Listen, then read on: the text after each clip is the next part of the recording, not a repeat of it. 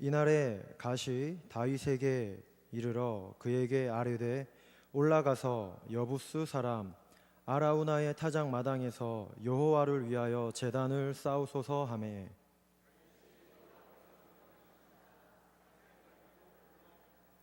아라우나가 바라보다가 왕과 그의 부하들이 자기를 향하여 건너옴을 보고 나가서 왕 앞에서 얼굴을 땅에 대고 절하며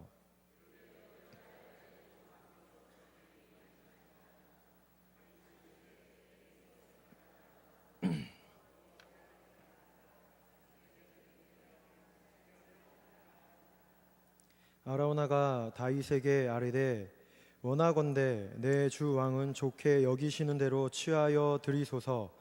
번제에 대하여는 소가 있고 뗄 나무에 대하여는 마당질하는 도구와 소의 멍에가 있나이다.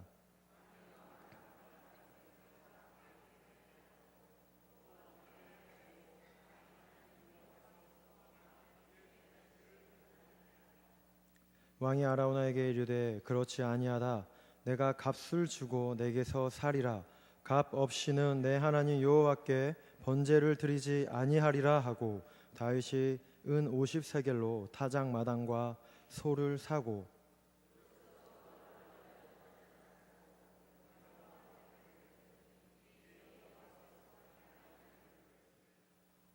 며칠 전 한국 프로축구 K리그가 막을 내렸습니다. 우승팀은 황선홍 감독이 이끄는 포항 스틸러스였습니다.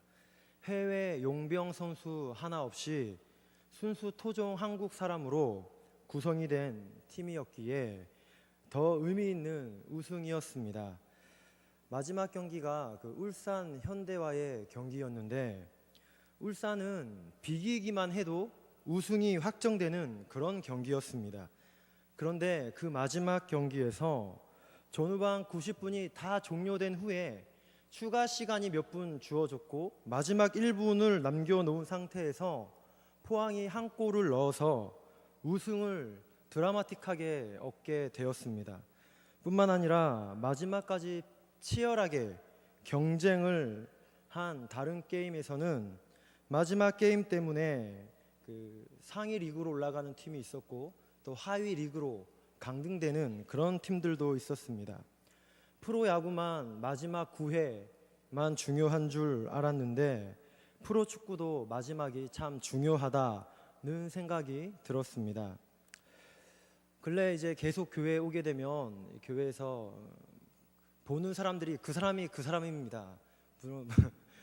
부목사님들을 자주 만나서 이렇게 자주 보게 되고 많은 이야기를 하게 되는데 신목사님과는 좀 신학적인 이야기들, 좀 사상계의 흐름들 이런 이야기들을 좀 하게 되고 또 우리 박 목사님과는 먹는 얘기 그리고 전주, 익산, 조폭 얘기 이런 것들을 좀 하게 됩니다. 제가 박 목사님 디스하려고 흠잡으려고 하는 얘기는 아니고 그만큼 우리가 친해졌다, 사이가 좋다 그런 뜻이 되겠습니다.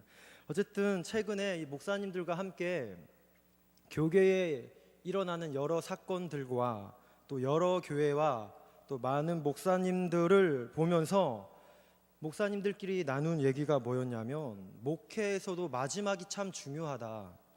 마지막이 삐뚤어지거나 끝이 병들면 참 서글프다는 이야기들을 주고받았습니다. 축구도 야구도 마지막이 중요하고 인생도 목회도 마지막이 중요합니다. 그리고 지금 2013년 마지막 달 12월입니다. 한 해를 잘 정리하고 새해를 준비해야 하는 그런 중요한 12월이 되겠습니다. 그리고 저는 또 한 가지 더 추가해서 사무엘하 24장 마지막 장입니다. 사무엘하 마지막 장도 중요합니다. 물론 성경은 한 단어 한 단어, 한 장 한 장, 그리고 단어의 순서와 장의 배열까지 심지어 보이지 않는 그 간격까지도 하나님의 영감으로 되었기 때문에 다 중요한 겁니다. 다만 제가 오늘 전할 말씀이 사무엘하에서 마지막 장이기 때문에 좀 강조하고자 드린 말씀입니다. 오늘 본문은 사무엘상과 사무엘상의 결론이기도 하고 사무엘하의 결론이기도 합니다. 다윗의 중요한 그런 예배 신학이 그 장 속에 녹아져 있습니다. 18절부터 읽었지만 저는 여러분과 함께 24장 전체를 가지고 말씀을 상고해 보고자 합니다. 오늘 본문은 다윗의 생애 속에서 그 북이스라엘과 남유다를 통일하고 명실상부한 그 통일 왕국의 왕이 되었을 때에 있었던 사건입니다. 그의 군사력이 가장 강력하고 정치와 경제적인 면에서도 왕성할 때 있었던 사건입니다. 그러나 가장 부강하고 막강한 영향력을 다윗이 발휘할 때 그는 하나님 앞에서 죄를 범하게 됩니다. 그러나 참 은혜로운 것은 오늘 이 이야기가 그 다윗의 죄와 다윗의 실수로 사무엘하가 마감되는 게 아니라 우리에게 놀라운 이야기를 소개하면서 끝을 맺고 있습니다. 오늘 여러분과 함께 나눌 이 말씀을 통하여 우리를 바르게 세우기 원하시고 회복시키기 원하시는 그 하나님의 놀라운 사랑을 가슴 깊이 새기고 깨닫는 그런 은혜가 있기를 바랍니다. 오늘 다윗은 그의 군사력이 가장 막강하고 여러 이방 민족들을 이기며 그의 기세가 아주 위력적일 때 하나님 앞에서 큰 죄를 짓게 되는데 그 죄가 무엇이냐면 바로 1절에 나오는 것처럼 이스라엘과 유다의 인구를 조사한 겁니다. 인구를 조사한 겁니다. 인구 조사가 뭐 크게 잘못이냐? 그게 무슨 죄냐? 우리나라에 몇 명이 살고 있는지 조사하는 게 당연한 거지. 그게 무슨 죄냐라고 반문이 생길 수 있습니다. 모세도 민수기에서 2번이나 인구 조사를 하지 않았냐? 그런데 다윗의 이 조사는 왜 특별하게 죄냐라는 생각이 듭니다. 물론 인구 조사 자체가 죄는 아닙니다. 그러나 겉으로 드러난 모습이 인구를 세는 것이었지만 그것을 진행하는 사람의 마음의 동기와 의도와 목적은 달랐습니다. 하나님께서는 다윗의 그 의도를 기뻐하지 않으셨고 그래서 그를 아주 엄하게 엄격하게 다스립니다. 다윗은 그의 군대 장관 요압과 그의 군사들이 다윗을 만류함에도 불구하고 인구조사를 강행시키고 북에서 남까지 전 지역을 개수합니다. 땅 전역을 샅샅이 조사하여 인구를 셉니다. 인구 등록이 정확하지 않고 전산화되어 있지 않은 시절이었기 때문에 그 상태에서 인구를 조사한다는 것은 우리가 상식적으로 생각을 해봐도 많은 시간과 노력과 에너지가 소비되었을 겁니다. 그래서 성경은 그 인구를 조사한 기간을 8절에 보면 9달 20날 9개월 20일 동안 인구를 계수하였노라고 성경은 기록하고 있습니다. 애를 낳아본 적은 없지만 임신 기간과 비슷한 시간이 걸렸습니다. 약 10개월 동안 온 나라의 인구를 조사하는데 온 나라가 정신이 없었습니다. 그리고 인구를 조사하여 보고하기를 9절에 보니 칼을 빼는 담대한 자가 80만 명이었고 유다 사람은 50만 명, 총 130만 명이 칼을 뺄 만한 자였습니다. 전주 인구가 얼마인지 신 목사님께 여쭤봤는데 62만, 약 60만에서 62만 정도 되는 것이라 생각합니다. 그렇다면 칼을 빼는 자가 130만이었다라고 할 때 전주 인구의 2배가 넘는 사람들이 군인들이었습니다. 당시 다윗의 국방력이 대단한 거였다는 것을 증명하는 겁니다. 그런데 여러분 여기서 중요한 것이 굳이 민수기에서 모세가 숫자를 셀 때에 장정이라고 이렇게 말할 수도 있고 20세 이상이 130만 명이었다라고 말할 수도 있고 또 좀 더 군사적인 의미를 가지고 싸움에 나갈 만한 자가 130명이었다라고 말할 수 있습니다. 그런데 오늘 다윗은 그런 표현을 제쳐두고 아주 전투적인 표현으로 칼을 빼는 자라고 이렇게 아주 의미심장하게 인구를 조사한 수를 앞에 수식어로 붙이고 있습니다. 바로 이 말은 다윗이 인구 조사한 목적과 인구 조사의 의도를 보여주는 겁니다. 다윗은 이미 전쟁에서 하나님께서 함께 하심으로 많은 전쟁에서 승리를 하였습니다. 최고의 요새요, 최고의 중심지인 예루살렘까지 정복한 뒤였습니다. 그러면 이제 다윗은 이스라엘이라는 나라가 제사장 나라이니 제사장 나라로서 제사를 드림으로 나라의 정체성을 유지하여야 했고, 하나님의 말씀에 순종함으로 국가를 운영해 가야 하는데 온 관심을 쏟아야 했습니다. 그리고 또한 나라의 영적 질서를 세우고 약자들을 일으켜 세워 나가야 하는 것이 그의 사명이었습니다. 그러나 여러분, 오늘 이 인구 조사의 목적은 본래의 사명과 본질과 본래의 목적을 잃어버린 교만입니다. 지금의 여세와 군사를 가지고 더 세력화하고 더 확장해 나가려는 그의 탐욕입니다. 하나님의 뜻은 없고 내가 높은 데 있으니 교만하여져서 명예와 권력이 더 눈에 들어옵니다. 욕망에 사로잡혔습니다. 하나님의 나라는 세력으로 얻어내는, 세력화되어서 성취해 나가는 그런 쟁취하고 올라탐으로 그 나라를 확장시켜 나가는 나라가 하나님 나라가 아닙니다. 하나님의 나라는 약육강식의 나라가 아닙니다. 하나님의 나라는 제국주의가 아닙니다. 하나님의 나라는 화평의 나라입니다. 그런데 오늘 다윗은 자신의 군사와 자신의 힘을 의지함으로 야망에 사로잡혀서 세상과 똑같이 움직이는 그런 번영의 나라가 되려고 인구를 조사하였습니다. 주님 안에 사랑하는 성도 여러분, 하나님은 영적 이스라엘이 바벨론화 되는 것에 목적을 두고 사는 것이 아니라, 물론 하나님의 은혜로 대제국이 될 수도 있겠지만 그런 것에 가치를 두고 그것을 추구하기를 원하는 것이 아니라 영적 질서를 잡아감으로 약자들을 일으키고 치유하고 소외된 자들과 온전히 하나가 되는 그런 평화의 나라를 만들어 가기를 원하셨습니다. 영적인 깊이와 높이를 가지고 이방 나라를 정복하는 게 아니라 모든 나라를 예배하는 나라로 이끌어주고 그 나라들을 섬기는 나라가 되기를 원하셨습니다. 그러나 다윗은 영적 거인이 아니라 야심이 가득 찬 거인이 되었습니다. 그래서 하나님께서는 갓 선지자를 보내셨고, 세 가지 심판 중에 7년 동안 땅에 기근이 임할 것인지, 아니면 석 달 동안 도망자로 왕이 살 것인지, 3일 동안 전염병이 발생하게 될 것인지, 이 세 가지 심판 중에 한 가지를 선택하라라는 그런 말을 하였고, 그 중에 전염병을 허락하셔서 3일 동안에 온 나라에 그런 재앙이 임하게 되었습니다.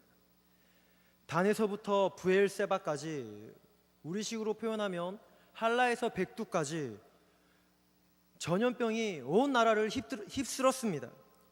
사람의 힘으로 어찌할 수 없는 그 병이 7만 명을 3일 동안 죽였습니다. 그러나 여러분, 이 과정 중에 은혜가 있습니다. 이 과정 중에 은혜가 있는데, 다윗이 이렇게 하나님의 뜻을 뒤로한 채 야망의 불사신이 되어 이 바벨론 정신으로 달려갈 때, 그 정신으로 인생 끝까지 질주하는 것이 아니라, 욕망의 끝장을 보는 것이 아니라 지도자로서 이 잘못을 깨달았다는 겁니다. 10절에 보시면 다윗이 백성을 조사한 후에 그의 마음에 자책하고 내가 이 일을 행함으로 큰 죄를 범하였습니다. 종의 죄를 사하여 주십시오. 내가 미련하게 행하였다고 회개하고 있습니다.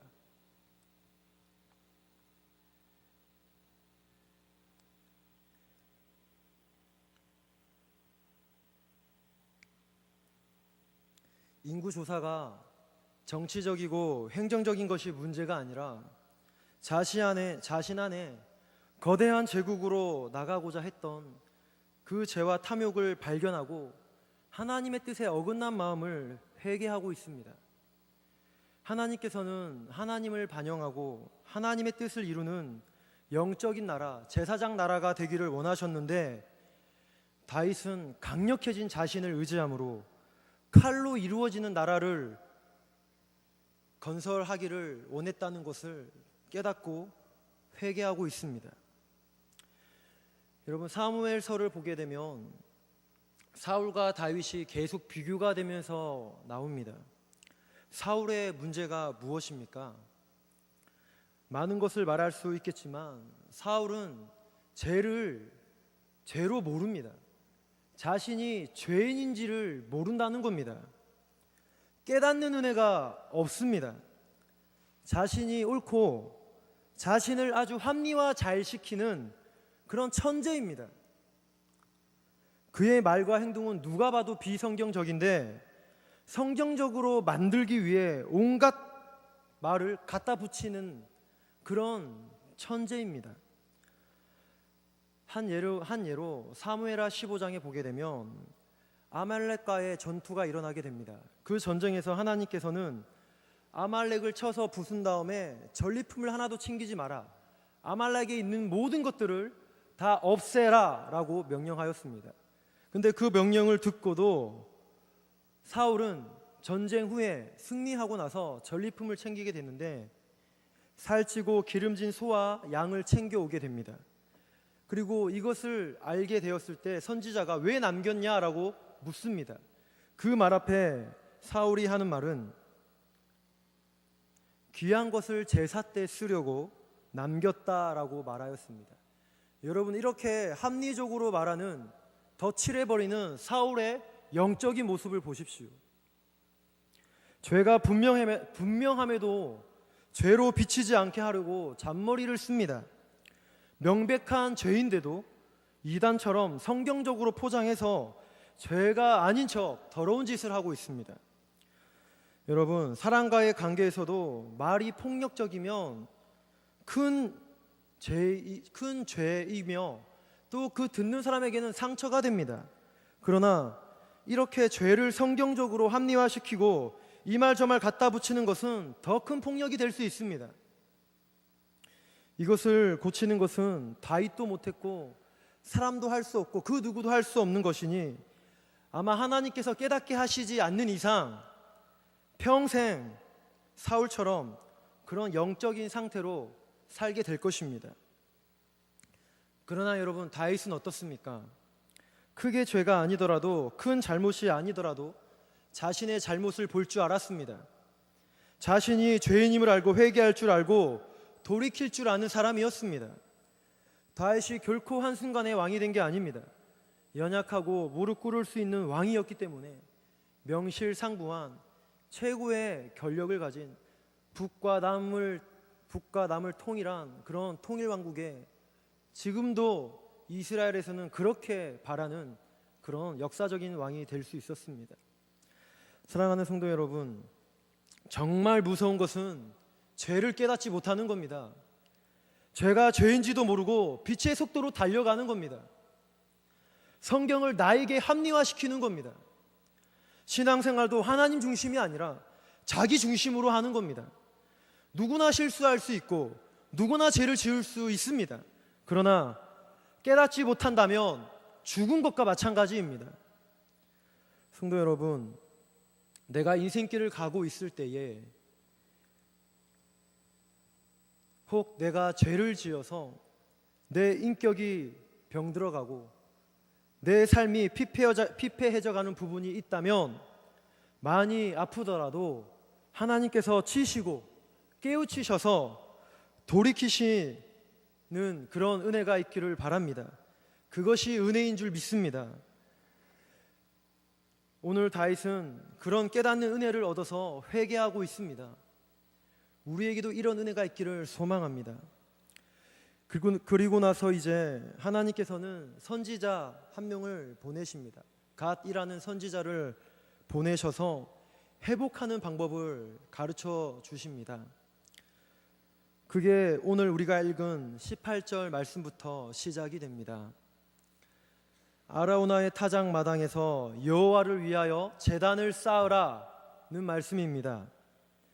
왜 하필 많고 많은 타작 마당 가운데 정확히 이렇게 찍어 주셔서 아라우나의 타작 마당으로 가라고 이렇게 구별해서 가르쳐 주셨을까요? 제사는 제사의 장소보다 제사하는 자의 마음과 헌신의 태도가 중요한 것이지 장소가 그렇게 중요한 게 아닙니다. 예배하는 장소가 중요한 게 아니라 예배를 드리는 그 예배자의 태도와 마음이 중요한 겁니다. 그러나 오늘 하나님께서는 그 예배자에게 예배하는 장소로 가서 예배를 하라고 가르쳐주고 있습니다. 왜 아라우나의 타작 마당으로 가라고 하신 겁니까? 그 이유는 결론에서 저와 여러분들이 나누도록 하겠습니다. 여러분, 다윗이 인구를 조사하는데, 이스라엘 전체 인구를 조사하는데 9개월 20일이 걸렸습니다. 약 10개월이 걸렸습니다. 대제국을 세력을 가지고 확장해 나가려는 그런 하나님 나라의 꿈을 꾸고 야심찬 계획으로 인구를 조사했던 그 기간이 9개월 20일이었고 그 계획이 전 나라를 뒤흔들었습니다. 문제는 그 약 10개월 동안 다윗이 잘못을 깨닫지 못했습니다. 그 10개월 동안 죄를 몰랐습니다.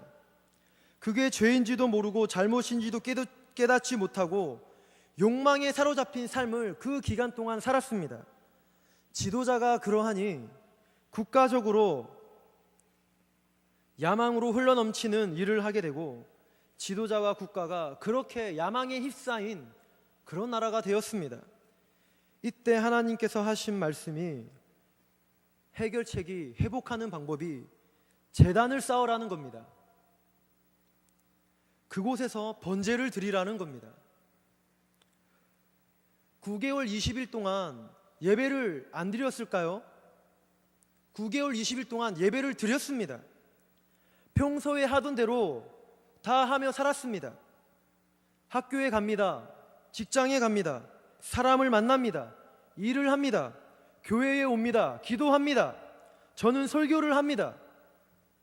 할 건 9개월 20일 동안 할 건 다 하면서 똑같이 살았습니다.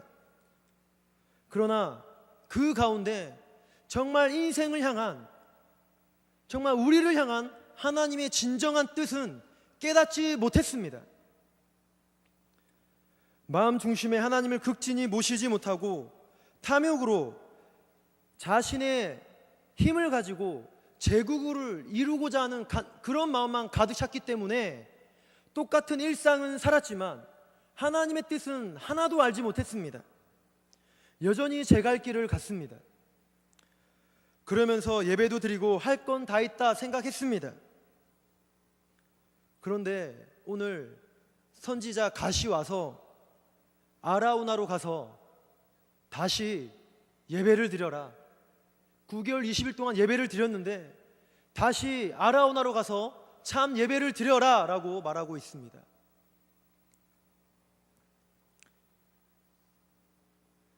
그때 다윗이 그 말씀을 듣고 아라우나 타작마당으로 가게 됩니다. 아라우나가 왕의 행차를 보고 깜짝 놀라 절하며 뛰쳐나와 절하며 왕이여 어찌하여 누추한 이곳까지 저희 집에 오셨습니까? 그때 다윗이 말하길 타작마당을 사서 제단을 쌓아 예배를 드림으로 재앙을 없애려고 왔다라고 말을 합니다. 국가적인 위기입니다.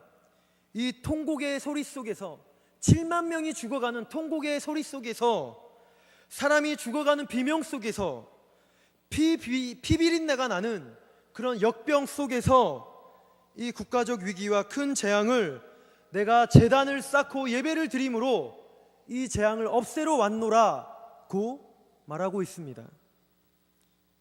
예배를 회복함으로 모든 비극의 재앙을 그치고자 내가 이곳에 올라왔다는 겁니다. 여러분, 하나님께서 내리는 재앙을 그치게 하기 위해 제단을 쌓으라고 하십니다. 예배를 드리라고 합니다. 9개월 20일 동안 예배를 드렸습니다. 그런데 다시 제단을 쌓으라고 합니다. 여러분, 무엇입니까? 무슨 의미입니까?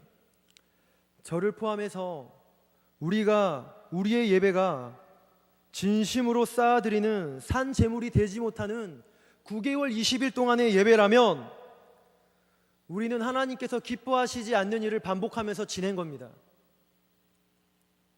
그러면서 일상을 보낸 겁니다. 성도 여러분, 수많은 예배를 드리더라도 매 순간마다 하나님 앞에 마음을 드리는 진실한 예배를 드리는 예배자 되기를 축복합니다. 자신이 용서받은 죄인인지도 까맣게 잊은 채 경건한 척 살며 1000번의 마음 없는 그런 예배보다 죄인임을 알고 두 손 들고 나와 하나님 앞에 마음을 드리는 단 한 번의 예배가 소중한 겁니다. 성도 여러분, 오늘 다윗이 예배자로 서기를 원하고 있습니다. 하나님 마음에 합했던 그가 이 사무엘을 종료하면서 최고의 예배를 드리려고 제단을 쌓고 있습니다. 이때 아라우나를 만납니다. 여러분, 이 아라우나 또한 예배를 아는 사람입니다. 예배의 능력을 아는 사람입니다. 재앙을 없애기 위해 제단을 쌓는다는 다윗의 말을 듣고 소와 땔감과 모든 것을 다 제공하겠다고 이렇게 말합니다. 단순히 이 모든 것을 제공해서 예배의 능력을 안다는 게 아니라, 또 이 말이 단순히 정치적인 말이 아니라 예배를 아는 자이기 때문에 예배의 자이기에 하는 말입니다. 여러분, 보십시오. 다윗과 아라우나가 만났습니다.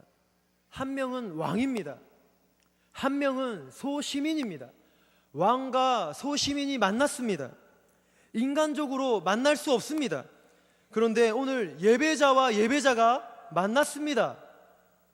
여러분, 진정한 예배자가 만나면 예배의 회복이 일어나고 예배가 뜨겁고 영적인 영향력이 일어나는 줄 믿습니다. 그러나 예배자와 불신자가 만나면 불협화음이 일어납니다. 예배자와 가식적인 예배자가 만나면 예배가 하나가 되지 못하고 가슴이 답답합니다. 마음이 차가워집니다. 그러나 하나님의 뜻을 알고 그 하나님의 뜻을 받들어 섬기기 원하는 참된 예배자와 예배자가 만나면 예배의 회복이 일어나고 생명이 일어납니다. 생명이 살아납니다. 교회가 움직이고 영적인 능력이 나타납니다. 여러분, 믿으십니까? 특별히 저희 교회가 지금 담임 목사님이 없는 상태입니다. 교회에 아픔이 있는 시간입니다. 그 어느 때보다 성도님들의 마음이 목말라하고 갈급함이 있는 시절입니다. 저도 그런 시절을 보내봤기 때문에 그 아픔을 동일하게 느낄 수 있고 여러분과 마음을 함께 할 수 있습니다.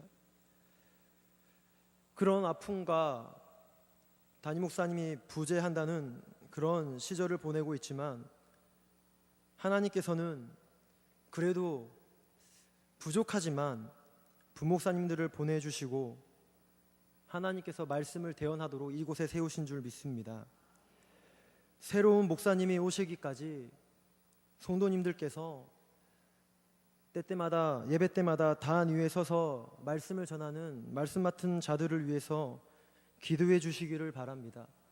그리하여 매주 수요일마다 주일 오후 때마다 새벽마다 말씀이 선포되는 그 자리가 담임 목사님 비록 안 계시지만 그래도 기대가 되고 은혜가 넘치는 예배가 될 수 있도록 우리 교회의 예배가 정말 영적인 능력이 있고 생명이 살아나는 그런 예배다라는 그런 소문이 날 수 있도록 우리 성도님들께서 많은 기도를 해 주시도록 부탁드립니다. 예배자와 예배자가 만나 영혼이 살아나고 하늘의 은혜가 임한다는 감격이 있기를 바랍니다. 그래서 한 마음이 되어서 담임 목사님이 오시기 전까지 우리가 잘 기경이 되고 좋은 밭으로 참된 예배자로 잘 준비되어지는 은혜가 있기를 바랍니다. 여러분, 참 예배자가 되기 원하는 두 사람, 다윗과 아라우나가 만나게 됩니다. 이들의 대화 내용을 한번 보시기 바랍니다. 정말 감사한 내용들로 오늘 적혀져 있습니다. 아라우나가 좋게 여기는 대로 다 취하십시오 이렇게 말합니다. 비록 자신은 초라하지만 하나님의 명령에 의해 예배를 드리고 또 이 국가적인 재앙을 없애기 위해 예배를 드린다는 것이니 이 모든 것을 다 드린다는 겁니다. 국가적 위기 속에 이것을 드림으로 이 재앙이 제거만 된다면 가장 귀한 일이니 받아주십시오 이렇게 말합니다. 놀라운 헌신입니다. 아라우나가 참된 예배자라는 증거가 단순히 모든 것을 바쳤다 라는 것을 보고 참된 예배자라고 말하는 것이 아니라 왕의 하나님 여호와께서 왕을 기쁘게 받으시기를 원합니다 라고 이렇게 그 예배자로 나가는 다윗에게 축복을 하고 있습니다. 다윗도 참된 예배자의 성품을 가졌다는 것은 그의 대답이 24절에 보게 되면 그렇지 않다, 내가 받지 않겠다, 내가 값을 주고 사겠다라고 말합니다. 너의 마음은 이미 받으셨고 나는 내가 드려야 할 예배가 있다, 내가 값을 주고 사겠다, 내가 희생을 하고 내가 봉사를 하고 내 땀으로 내 눈물로 노력을 쏟아부어서 대가를 지불하여서 내가 예배를 드리겠고 그 예배자로 내가 서겠다는 겁니다. 그러면서 24절에 값 없이는 내 하나님 여호와께 번제를 드리지 아니하리라, 값 없이는 예배를 드리지 아니하리라. 정말 여러분, 이 표현이 정말 은혜롭지 않습니까? 값 없이는 예배를 드리지 않겠다는 겁니다. 9개월 20일처럼 더 이상 소비만 하는 예배를 드리지 않겠다, 희생 없는 예배를 드리지 않겠으며 사랑 없는 예배를 드리지 않겠다는 고백입니다. 번제는 가죽을 벗기고 각을 떠서 드리는 온전한 헌신인데 그동안 9개월 20일 동안 탐욕과 성공과 번역에 물들어 있던 그런 마음을 떠나 모든 것을 내려놓고 하나님 앞에 헌신하겠다는 예배의 헌신이며 내 삶의 모든 것을 다 드리겠다는 그런 예배자의 고백이 되겠습니다. 그래서 오늘 다윗은 아라우나 타작 마당에서 예배를 드립니다. 사무엘 상하를 보게 되면 곳곳에 다윗의 신학과 사상이 녹아져 있는데 오늘 24장에는 다윗의 예배 신학으로 마무리되고 있습니다. 사랑하는 주 안에 사랑하는 성도 여러분, 진정한 예배 후에 인생의 아픔, 슬픔, 고통이 끝나고 새로운 역사가 시작이 됩니다. 기도의 응답이 있고 새로운 일이 일어납니다. 보는 눈이 달라집니다. 일상을 바라볼 때 은혜를 받은 마음에는 그 배후 세력을 볼 수 있는 통찰력을 얻습니다. 잘못된 길을 알아 가지 않고 바른 길을 알아 사람들을 보지 않고 오직 하나님만 바라보며 걸어갈 수 있습니다.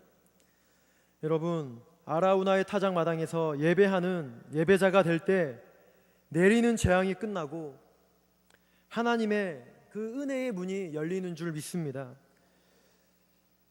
여러분, 지금 어떤 재앙이 내 마음에 빗물처럼 내리고 있습니다. 어떤 재앙이 내 삶에 있습니다. 어떤 재앙이 우리 교회에 있습니다. 때때마다 괴롭게 합니다. 그러나 예배자의 진정한 예배가 그 내리는 재앙을 내리는 은혜로 바꿀 줄 믿습니다.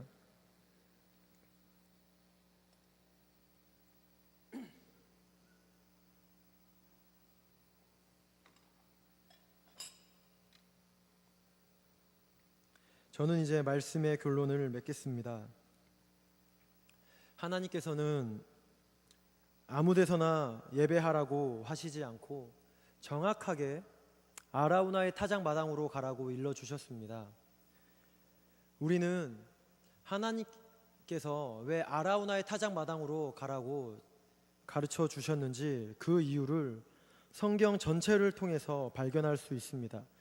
우리 한번 성경을 다 같이 찾아보겠습니다. 역대하 3장 1절입니다.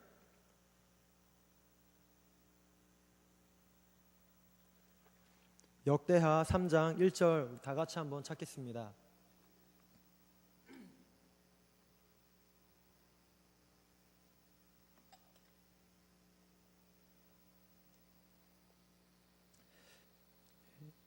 역대하 3장 1절 다 찾으신 줄 알고 우리 한 목소리로 읽겠습니다. 시작.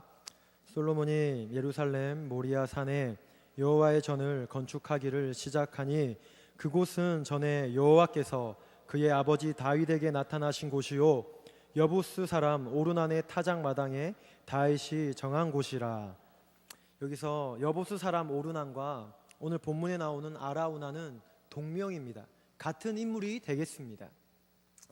바로 하나님께서 이곳을 보내신 것은, 다윗에게 이곳을 보내신 것은 성경적으로 그리고 역사적으로 아주 중요한 의미가 있고 신약의 시대를 사는 오늘 우리에게까지 아주 중요한 의미를 담고 있습니다.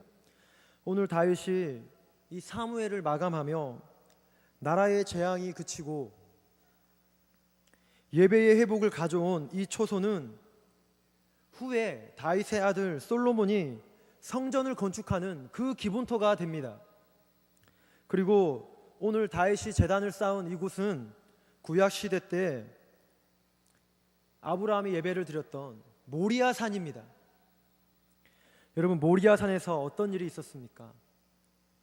아브라함이 독자 이삭을 죽이려는 그런 사건이 있었습니다. 이삭을 죽이려는 순간 하나님께서는 이삭을 죽이지 말라 하시고 양 한 마리를 준비시키셔서 여호와 이레라는 하나님의 이름을, 자신의 이름을 알려주신 곳이 모리아 산입니다. 어떤 의미입니까, 여러분? 앞으로 인류의 재앙을, 인류에 내리는 재앙을 끊어 버리기 위해, 인류의 죄를 막기 위해 내가 내 아들 독생자 예수 그리스도를 보내주겠다, 준비해주겠다, 여호와 이레라는 그런 언약이 담겨 있는 곳입니다. 십자가의 죽음으로 내 아들을 통해 인류의 재앙을 막겠다는 겁니다. 하나님 아버지의 구속의 계획이 담겨 있는 곳이 바로 이 아라우나가 되겠습니다. 여러분, 이 하나님 아버지의 마음이 담겨 있는 곳에서 다윗이 예배를 하고 예배를 회복하고 후에 솔로몬이 성전을 짓습니다. 그리고 오고 오는 모든 백성이 이곳에서 예배하고 죄가 사해지고 죄가 용서되어지고 깨끗함을 얻고 새 힘을 얻는 곳이 됩니다. 또한 이곳은 장차 그리스도께서 준비되실 것이라는 언약적 사상이 담겨 있습니다. 이 영광의 땅에서 오고 오는 모든 세대가 하나님을 만나고 예수 그리스도를 바라보고 기다립니다. 기본적으로 재앙이 내려져 있고 내리고 있는 재앙을 그치게 할 유일한 예수 그리스도를 사모하게 합니다. 그리고 실제로 예수 그리스도께서는 오셨고 인류의 죄를 해결하시고 내리는 재앙을 그치게 하셨습니다. 주 안에 사랑하는 성도 여러분, 오늘 사무엘 하는 인류의 재앙을 그치게 하는 그리스도를 바라보게 함으로 그분이 우리의 진정한 왕이심을 다시 한번 깊은 말씀으로 우리에게 보여주면서 막을 내리고 있습니다. 오늘 저와 여러분이 이 자리에 있습니다. 전주 소문교회라는 예배당 안에 모여 있습니다.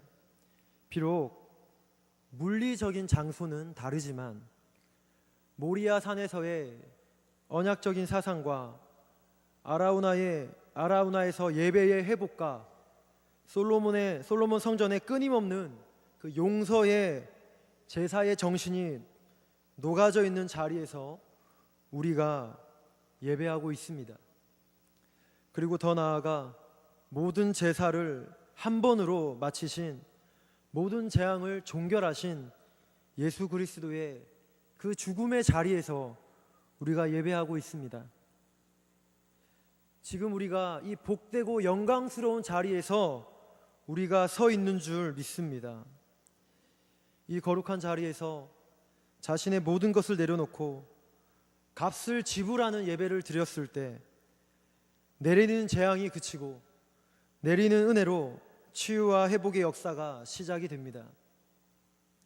오늘 다윗처럼 참된 예배를 회복하고 참된 예배자가 되시는 모든 성도님들이 되시기를 예배 받으시기 합당하신 주님의 이름으로 축복합니다.